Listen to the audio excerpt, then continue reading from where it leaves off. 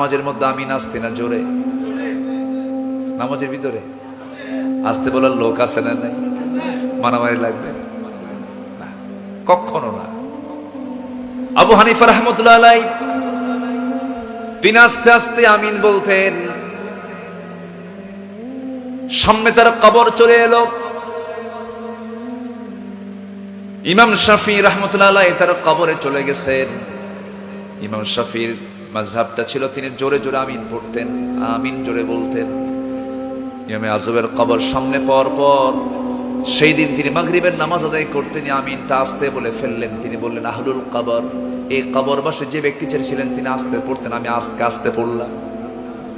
উদারতা, বিশালতা, আন্তরিকতা, মুহাব্বত, এটা থাকতে হবে 16 আনা। আমাদের বিজয় আল্লাহ পাক আমাদের হাতে তুলে দিবেন। আমরা উদার হতে শিখি।